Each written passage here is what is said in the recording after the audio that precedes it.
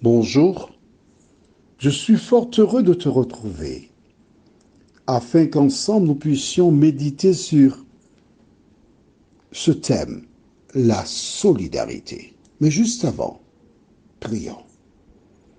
Notre Seigneur et notre Dieu, nous nous prosternons devant toi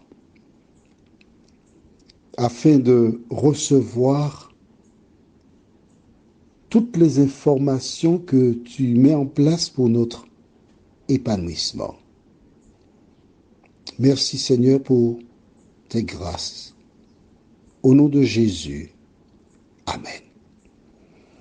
Dans la petite vidéo, j'ai regardé avec beaucoup d'attention cet animal qu'on pourrait appeler un buffle. C'est ce nom qui a été retenu par une lionne. La lionne désire le dévorer. Il a mordu sérieusement au niveau de la lèvre et il le tire. Mais que se passe-t-il? Les compagnons s'approchent au fur et à mesure et commencent à entourer la lionne et la lionne comprend qu'elle est en danger.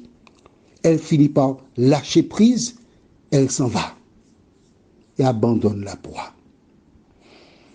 Mais c'était fort intéressant, en ce qui me concerne, de voir ces animaux sans s'énerver, sans crier, sans pousser de cris, viennent au secours de celui qui a été attrapé. En regardant cela, je n'ai pu m'empêcher de penser à une déclaration que Jésus fit quand il était sur terre. Nous la trouvons au livre de Matthieu, chapitre 6, le verset 26. Regardez les oiseaux du ciel. Ils ne sèment ni ne moissonnent, et ils n'amassent rien dans des greniers, et votre Père céleste les nourrit. Ne valez-vous pas beaucoup plus qu'eux? Pourquoi ai-je pris cette référence? Parce que Jésus, en son temps, invitait ses auditeurs à regarder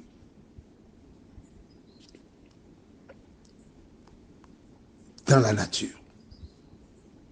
Regardez les oiseaux du ciel. Et quand il donne cette image, je l'ai intégrée, mais j'ai été plus loin. J'ai pris le temps de regarder deux animaux. Les poules et les chiennes. Quand des poules ont des petits, ces derniers sont sous les ailes de la maman. Et personne ne peut approcher des petits. Elle vole sur les gens. Elle devient irrationnelle, intraitable. Quand une chienne a ses chiots, même phénomène. Et à un moment donné, des gens peuvent venir tenir les petits, partent avec eux, aucune résistance, aucune contrainte, aucune difficulté. J'ai souvent observé cela et j'ai tiré des leçons. Lesquelles? La première leçon que j'ai tirée, c'est celle-là. Tu mets au monde les enfants. Tu les vois grandir. À un moment donné, ils te laissent, ils s'en vont, ils se marient, font leur vie. Ou encore, la mort vient frapper à leur cœur et ces personnes décèdent. C'est vrai, je te l'avoue que jusqu'à présent, quand je perds quelqu'un qui m'est proche, cela m'est très difficile. Mais en même temps, je pense à la chienne, à la poule, et je fais un travail sur moi-même, du moins le Saint-Esprit fait ce travail sur moi pour me permettre de tenir bon. Mais dans le contexte de ce jour, je voudrais que tu retiennes quelque chose d'autre d'important. La lionne représente le diable, parce que la Bible déclare que le diable est descendu vers vous animé d'une grande colère et il est comme un lion rugissant. Et vois-tu, l'animal qui a été capturé par le lion représente un parmi le troupeau. Il représente une de tes connaissances. Il représente un membre de ta famille, un membre de ta communauté religieuse, un membre de ton parti politique, etc., etc. Et que font les autres? Ils ne disent pas, c'est tant pis pour lui, il n'avait qu'à ne pas aller. Non. Ils viennent tous au secours de celui qui se trouve en difficulté. Et s'ils pouvaient parler, ils pourraient dire, on ne sait pas si demain je risque de connaître la même expérience, je suis solidaire. Toi qui m'écoutes, quand un membre de ta famille a un problème, que fais-tu? Tu pars en campagne pour raconter ce qu'il a fait? Ou bien tu cherches à cacher la honte, le problème? Ou encore tu cherches à trouver une solution? Les animaux te montrent à travers cette petite vidéo comment nous devons être solidaires.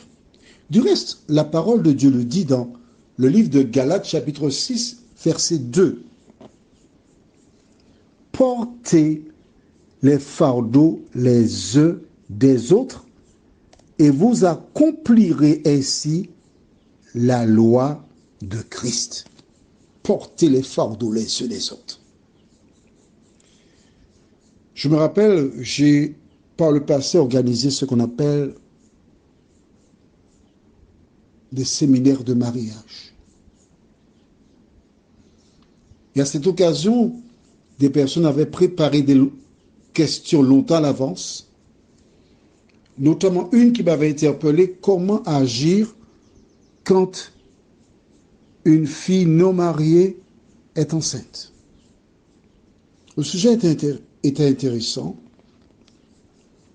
et j'ai expliqué à ces personnes que lorsque, par exemple, on est dans une communauté et qu'une jeune fille non mariée est enceinte,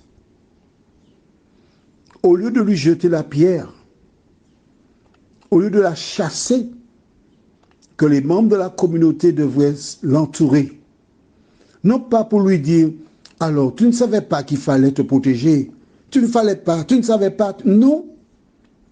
Que puis-je faire pour t'aider? As-tu déjà un berceau?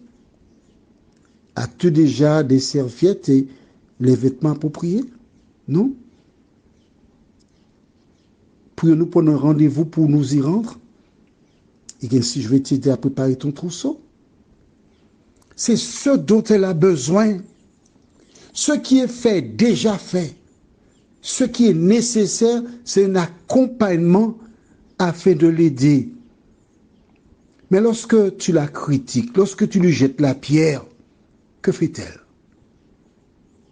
Tu la pousses plus profondément dans les bras de celui qui l'a engoncée, ou bien tu l'envoies loin, loin, très loin. Mais quand il dit dans Galates 6, verset 2, portez les fardeaux les uns les autres, je t'invite à aller avec moi dans le livre de 2 Samuel, chapitre 10, au verset 11. Et que vois-tu là? Je le lis avec toi.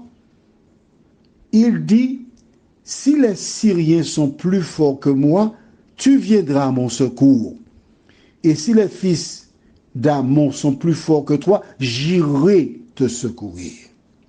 Mon ami, qui que tu sois, que ce soit ton voisin, un membre de ta famille, une personne en difficulté, tu dois secourir et aider ceux qui sont en difficulté.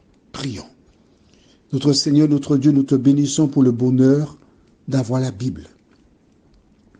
C'est vrai que jusqu'à présent, la société nous a appris à tirer l'un sur l'autre.